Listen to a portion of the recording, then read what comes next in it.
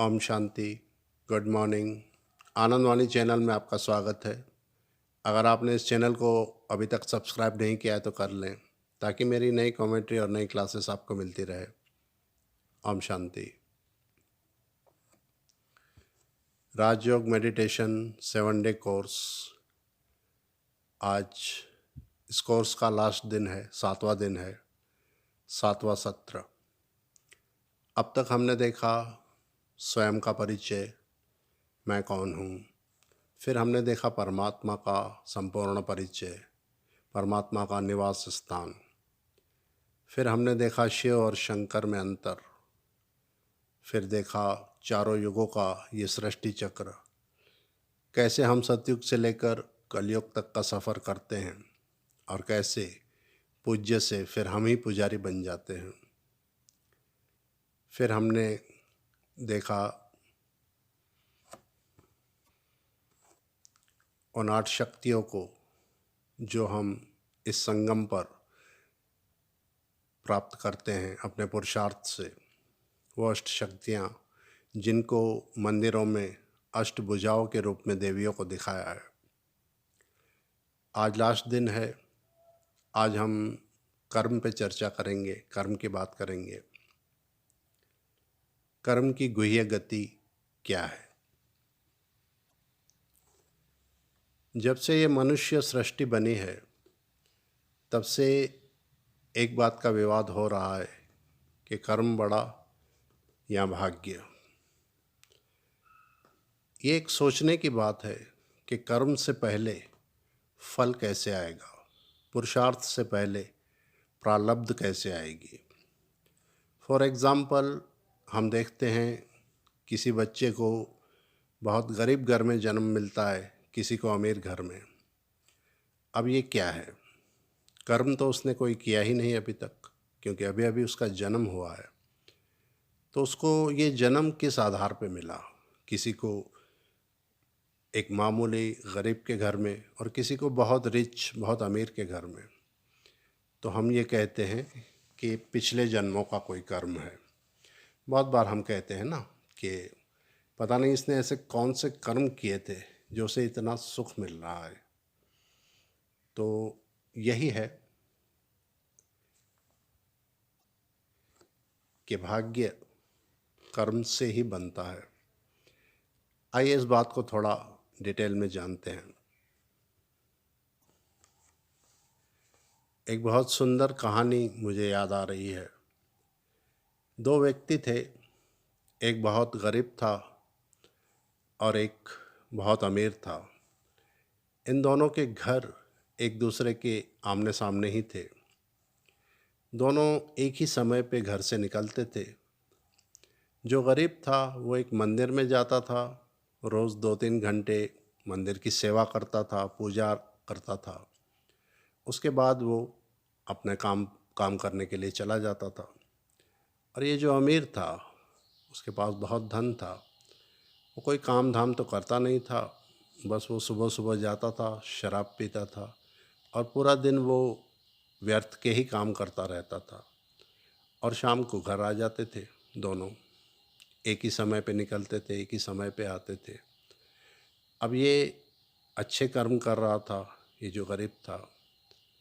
इसके मन में कई बार ऐसे सवाल आते थे कि मैं इतने अच्छे कर्म कर रहा हूँ, मैं एक अच्छा इंसान हूँ, मैंने आज तक कोई गलत काम नहीं किया, फिर भी मैं गरीब हूँ और ये जो एक भी अच्छा कर्म नहीं कर रहा है, इसके पास इतना धन है जो पूरी लाइफ ये आराम से काट सकता है और इसकी लाइफ जब तक रहेगी इसके पास धन की कमी नहीं आएगी। तो ये कई बार ये अपने मन में सवाल लेकर मंदिर में जाता था, भगवान से बातें करता था कि ऐसा क्यों।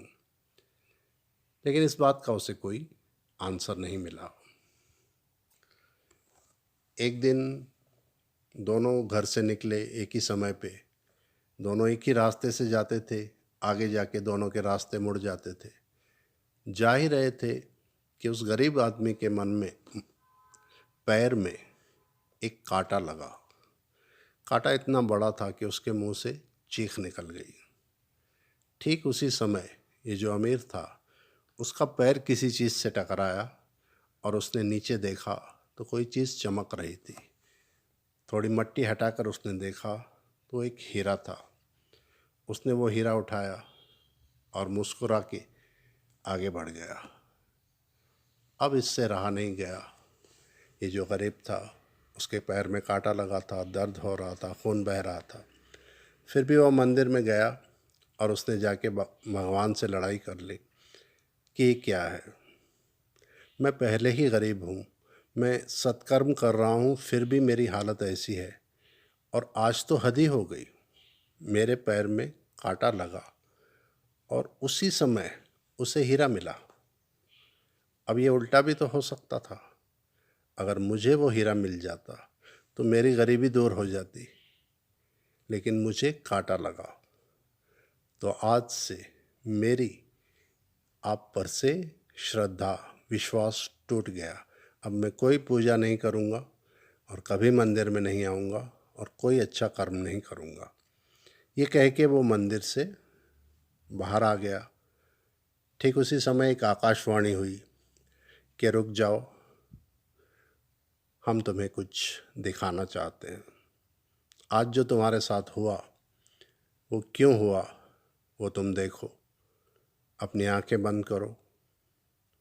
उसने अपनी आंखें बंद कर ली तो उसने एक सीन देखा कि एक राजा के घर, राजा के महल में एक बहुत बड़ी चोरी हुई है और उस चोरी का आरोप इसके ऊपर आ गया, क्योंकि चोरी में जो कुछ भी सामान गया था, चोरी हुआ था, वो इसके घर से मिला। अब इसको पकड़ के राजा के सामने ले गए। राजा ने कहा कि हमारे इस राज्य में हम किसी चोर को बर्दाश्त नहीं कर सकते, इसे फांसी दे दी जाए। ये चिल्लाता रहा, रोता रहा कि मैंने कोई चोरी नहीं की, लेकिन इसकी बात नहीं सुनी गई और इसको फांसी पे लटका दिया। ये दृश्य देखा उसने, फिर आंखें खोली, फिर से आकाशवाणी हुई कि आंखें फिर बंद करो, कुछ और भी दिखाना है तुम्हें। फिर उसने देखा कि वो जो अमीर आदमी था वो घर से निकला, जा रहा था और रास्ते में उसका पैर किसी चीज़ से टकराया। उसने देखा कि कुछ है नीचे, मट्टी थी, मट्टी को हटाया, थोड़ा और खोदा तो एक हीरे जवाहरात से भरा हुआ एक मटका मिला उसे, जिसमें बहुत सारे हीरे जवाहरात थे और वो खुश हो गया।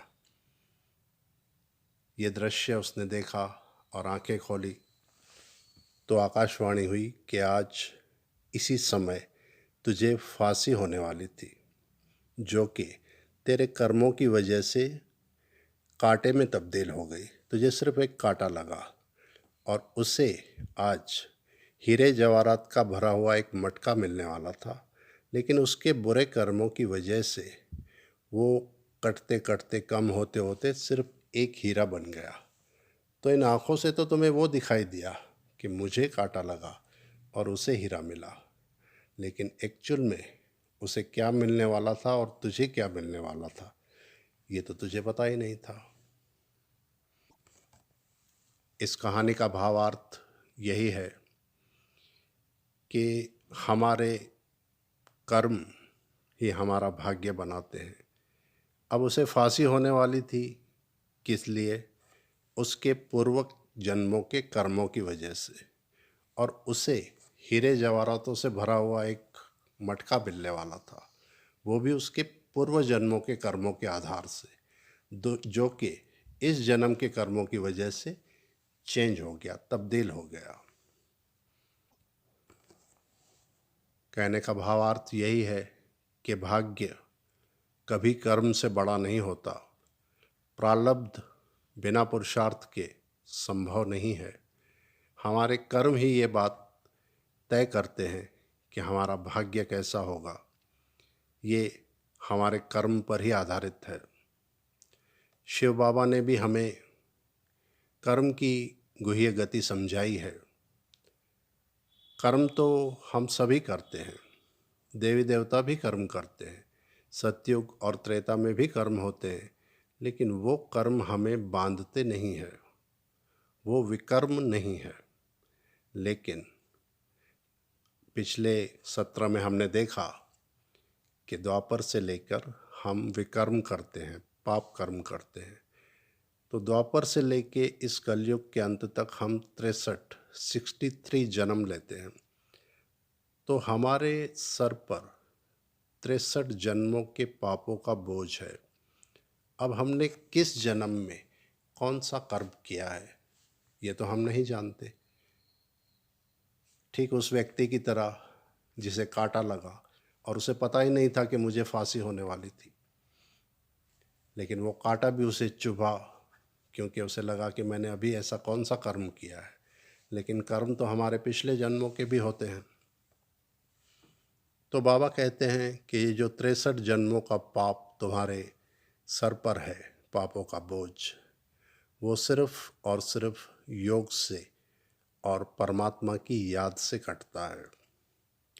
तो बाबा ने हमें यही विधि बताई है, राजयोग मेडिटेशन, यानी परमात्मा से कनेक्ट होकर हमारे विक्रम विनाश होते हैं और हमारी आत्मा पहले की तरह पावन बन जाती है और हम डायरेक्ट परमधाम जाते हैं बिना कोई सज़ा खाए।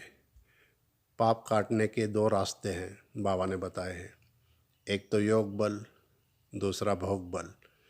या तो योग से काटो, नहीं तो अंत में सज़ाएं खाकर भी परमधाम तो बाबा ने कहा है मैं सबको ले जाऊंगा, क्योंकि हम देवकुल की आत्माएं हैं, हम सतयुग और त्रेता में आने वाली आत्माएं हैं। तो हमारे अंदर वो संस्कार तो होते ही हैं।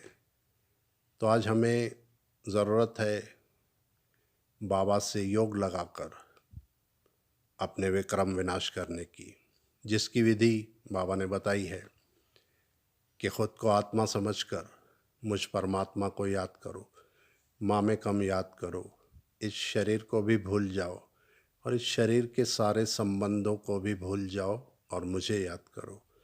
ये भगवत गीता में कहा गया है, लेकिन भगवत गीता उस कुरुक्षेत्र में नहीं सुनाई गई, बल्कि इस संगम युग पर स्वयं परमात्मा शिव ने सुनाई।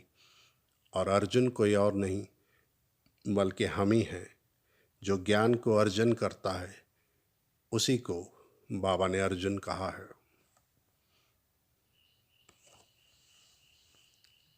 योग मेडिटेशन करने की सारी विधि हमने इन 7 डेज़ में देखी कि खुद को आत्मा समझकर हमें परमात्मा से कनेक्ट होना है। बहुत सारी कमेंट्री है यूट्यूब पर। मेरी इस यूट्यूब पर भी आत्मा के 7 स्वरूप, फिर मेडिटेशन कमेंट्री, 5 स्वरूपों का अभ्यास, 5 स्वरूपों की ड्रिल, ये सब मेडिटेशन कमेंट्री मेरे चैनल पर भी हैं। 5 स्वरूप है आत्मा के। एक है अनादि स्वरूप परमधाम में, जहाँ पर कोई शरीर नहीं है, कोई संकल्प नहीं है, कोई आवाज़ नहीं है, हम वहीं परमधाम से आते हैं। ये हमारा पहला स्वरूप है। फिर हम सतयुग में आते हैं देवता बनकर, ये है हमारा आदि स्वरूप। एक अनादि स्वरूप परमधाम में, दूसरा आदि स्वरूप हम देवता रूप में होते हैं, उसे याद करना है। तीसरा हम पूज्य रूप में होते हैं, मंदिरों में हमारी पूजा हो रही है, हमारे जड़ चित्रों की पूजा हो रही है, हमें पता नहीं है, लेकिन हमारे चित्रों की पूजा से, हमारी मूर्तियों की पूजा से लोगों की मनोकामनाएं पूरी हो रही है। क्योंकि दुर्गा, लक्ष्मी, गणेश, हनुमान, ये सब हम ही हैं। ये तीसरा स्वरूप है हमारा पूज्य स्वरूप। चौथा स्वरूप है हमारा, हम इस संगम युग पर ब्राह्मण बनते हैं, बाबा के बनते हैं और इस ज्ञान को अर्जन करते हैं। चौथा स्वरूप ब्राह्मण स्वरूप। और 5वां स्वरूप है हमारा फरिश्ता स्वरूप, क्योंकि लास्ट में हमारा लक्ष्य यही है, बाबा ने दिया है कि एक फरिश्ता बन के हमें डायरेक्ट परमधाम जाना है, ना कि कोई सज़ाएं खा के जाना है। तो हमारी अंतिम अवस्था है फरिश्ता स्वरूप, टोटली हर चीज़ से, हर रिश्ते से, अपने शरीर से भी डिटैच। तो ये 5 स्वरूपों की ड्रिल भी मेरे चैनल पे है, मेडिटेशन कमेंट्री भी है, आत्मा के 7 गुणों की कमेंट्री भी है, ये आप चैनल पे देख सकते हैं और बाबा से योग लगा सकते हैं। दूसरा है ज्ञान। ज्ञान बाबा ने हमें मुरलियों के थ्रू दिया है। एक 4 पेज की मुरली है जो हर सेंटर पे, ब्रह्मा कुमारीज़ के हर सेंटर पर रोज़ सुबह 7 बजे चलाई जाती है। यहाँ हेडक्वार्टर माउंट आबू में भी वही मुरली चलती है। पूरे वर्ल्ड में वही मुरली सुबह 7 बजे हर सेंटर पर चलाई जाती है, फिर रिपीट भी होती है शाम को। और आजकल तो ये मुरली यूट्यूब पर, व्हाट्सएप पे, हर जगह पे अवेलेबल है। आप प्ले स्टोर से मुरली का ऐप भी डाउनलोड कर सकते हैं। आपको घर बैठे मुरली भी मिल सकती है और आप बाबा से घर बैठे योग भी लगा सकते हैं, क्योंकि हमने जान लिया परम धाम क्या है, बाबा का रूप क्या है। बाबा एक निराकार है। जैसे मैं एक आत्मा हूँ, वैसे बाबा परमात्मा है, लेकिन सिर्फ आत्मा ही है बाबा। बाबा का कोई अपना देह, कोई शरीर नहीं है। तो बाबा को हमें उस रूप में भी याद करना है और बाबा से हम कोई भी रिश्ता भी जोड़ सकते हैं, कोई भी संबंध भी जोड़ सकते हैं। बाबा हमें उस रूप की भी अनुभूति कराता है। हम जिस संबंध में भी चाहें बाबा को देखना, हम देख सकते हैं, फील कर सकते हैं। तो ये था परमात्मा के द्वारा दिया हुआ ज्ञान, जिसे हम राजयोग मेडिटेशन कहते हैं। और 7 डे के कोर्स में ये पूरा ज्ञान जो परमात्मा ने दिया है वो सुनाया जाता है। उम्मीद है आपको परमात्मा का दिया हुआ ये ज्ञान पसंद आया होगा। ओम शांति, ओम शांति, ओम शांति।